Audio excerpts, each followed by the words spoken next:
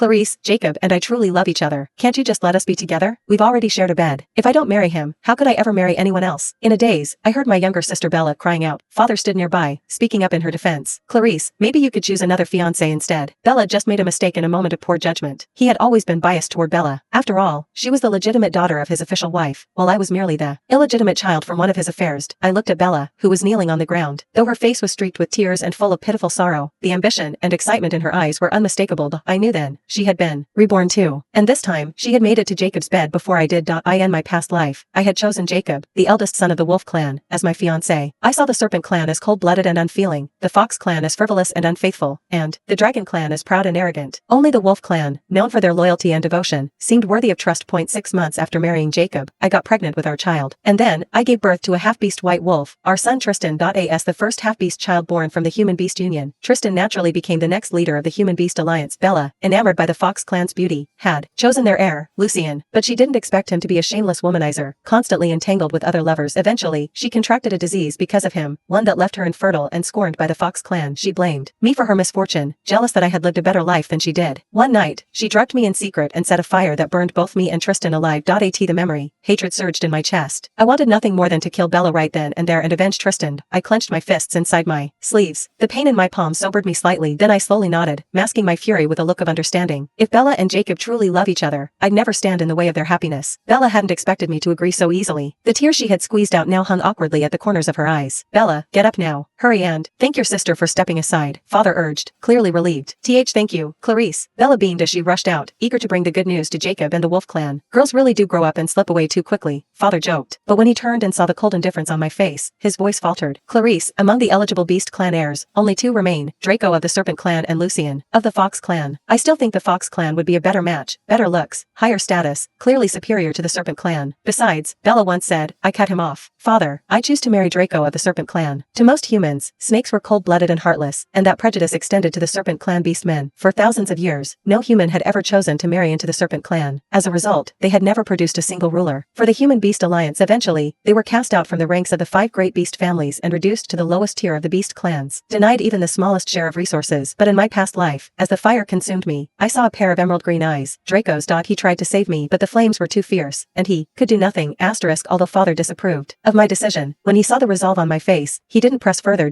He simply sighed and tried to console me. If your life in the Serpent clan becomes too difficult, perhaps Bella can help you out. But when Bella found out I had chosen to marry into the Serpent clan, she couldn't resist mocking me to my face. Clarice, even if you couldn't marry Jacob, surely you didn't have to stoop to the declining Serpent clan? Don't end up starving to death before you even manage to bear a child. I heard they're struggling just to stay fed these days. The Wolf clan is wealthy beyond measure. Even their bathwater is infused with precious divine herbs. If your life gets too miserable, I can pack up some leftovers and send them your way. She covered her mouth and burst out laughing, ignoring the awkward glances from the servants around. In Bella's eyes, the Wolf clan had vast resources, and Jacob's devotion would guarantee a swift pregnancy. She was certain I'd miss my chance at bearing the first half-beast child, but she had no idea how difficult it was for humans and beast folk to conceive. Nor did she know how obsessed Jacob was with having an heir. When I didn't show signs of pregnancy after 6 months, he began taking out his frustration on me, tormenting me day and night. Only after I used a secret technique to conceive and gave birth to Tristan, securing the Wolf clan's claim to power, did Jacob finally relent. I offered Bella a calm smile. You needn't worry about me, dear sister. Since I've chosen my husband, I'll live with my decision without regret. What's there to be proud of? You're marrying a penniless nobody. Infuriated by my composure, Bella slammed the table, scattering the pastries across the floor. I'll be the first one to get pregnant. My child will definitely be the next ruler of the alliance. I ignored her tantrum and went off to prepare for my wedding in 3 days. One thing, she wasn't wrong. The Serpent clan was indeed very poor. I worried they might not even have the money for a proper gown, so I planned to prepare one myself. To my surprise, that very evening, Draco came in person to deliver my wedding dress. It was the first time I truly saw his face. His skin was pale, almost bloodless. His long, narrow eyes carried a quiet authority, and the emerald green of his irises held a mysterious depth. Yet the teardrop mole at the corner of his eye lent a subtle grace to his otherwise austere expression. Inside the box lay a floor-length gown of deep green tulle. The bodice shimmered faintly with scales, snake scales, stitched into the fabric.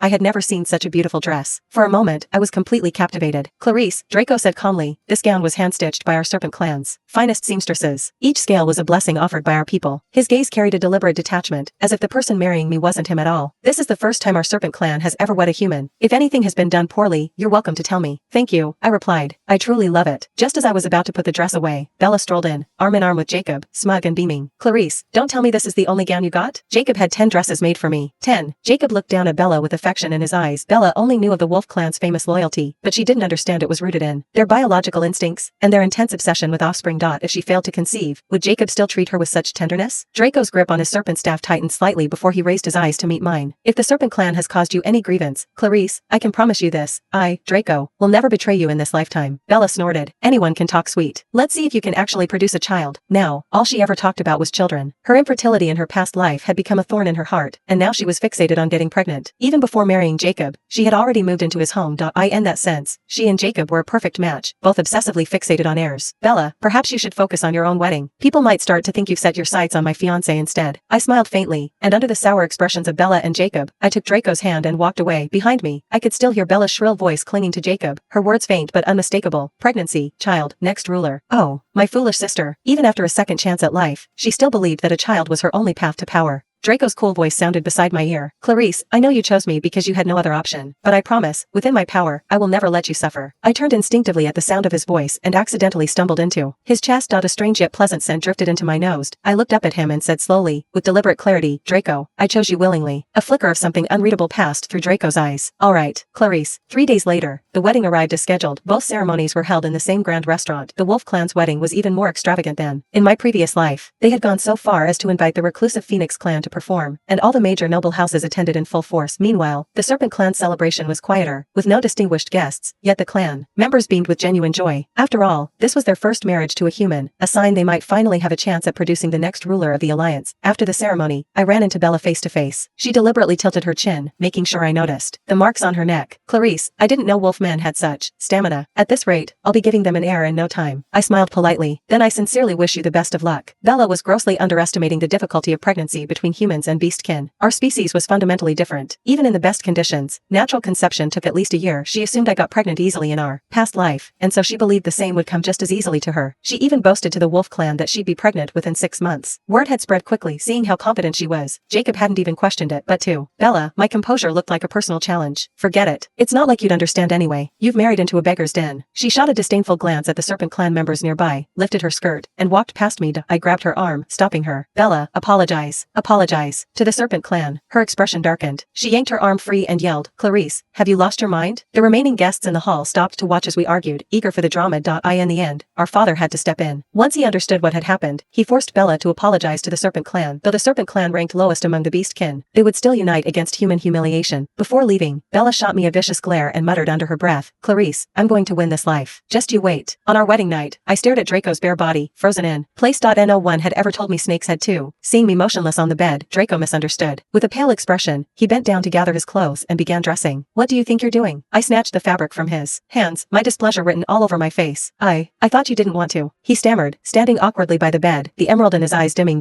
If he wouldn't make the first move, then I would. I stepped forward and wrapped my arms around his neck, pulling him down onto the bed. As our bodies touched, that subtle, familiar scent surrounded me again. Draco, you smell really nice, I murmured without thinking. He froze for a moment, then the tips of his ears turned faintly pink. The next moment, his kiss deepened, trailing from my forehead all the way down, fingers interlaced. We shared a night of wild pleasure. I had once believed the Wolf clan's strength made them the best choice in bed, but the Serpent clan had their own unique qualities. Draco didn't stop until dawn lit the sky, and I practically begged for rest. 3 months later, news broke. Bella was pregnant. I was stunned. In thousands of years, no human had ever conceived with a beastkin in just 3 months. Had I not seen her swollen belly with my own eyes, I wouldn't have believed it. The Wolf clan threw a grand celebration for the unborn child, inviting all the noble families to share their joy. Our ancestors must be watching over us. A child in just 3 months. What a miracle. Jacob raised his cup high, pride written all over his face. Many guests approached to flatter him, eager to earn the Wolf clan's favor. Everyone agreed. The next ruler of the alliance would undoubtedly come from the Wolf clan. Now was the perfect time to curry favor. By status, I should have been seated with Draco at the end of the banquet hall, but Bella had insisted to Jacob that I be placed beside her. She couldn't pass up a chance to show off. As she stroked her belly, she cast me a smug look. Clarice, 3 months, and still no news from your belly? Seems like you're really lacking. Your womb doesn't even try. Half beasts matured rapidly. 2 months was enough for them to be born. Based on her size, her child would arrive arrive next month, but she had no idea how large half-beast infants were. Without managing her diet, she'd suffer greatly during labor. I had carefully controlled my weight in my past life, yet childbirth still took a full day and night, and the pain nearly made me wish for death. But the moment I saw my child safely born, sleeping peacefully in my arms, I knew I had no regrets. I took a sip of wine and said flatly, historically, the quickest conception between human and beastkin took a full year, but you took only 3 months. Whatever methods you used, only, you know. Bella whipped her head toward me, her eyes darting in guilty panic. Clarice, what are you implying? She couldn't even withstand the slightest probing. Bella still couldn't keep her composure. May you have a safe delivery, Bella. I raised my glass to toast her, then left the banquet with Draco by my side. 1 month later, Bella endured 3 full days and nights of labor before finally giving birth, but 7 days passed, and the Wolf clan still hadn't announced the child's arrival. Even when Father tried to visit, they refused him entry. There was no doubt, something was wrong with the child. Half a month later, Father summoned me home. Seeing the worry in Draco's eyes before I left, I finally relented and asked him to come with me. In the living room, Bella sat on the floor sobbing, clutching a half-beast red wolf pup in her arms.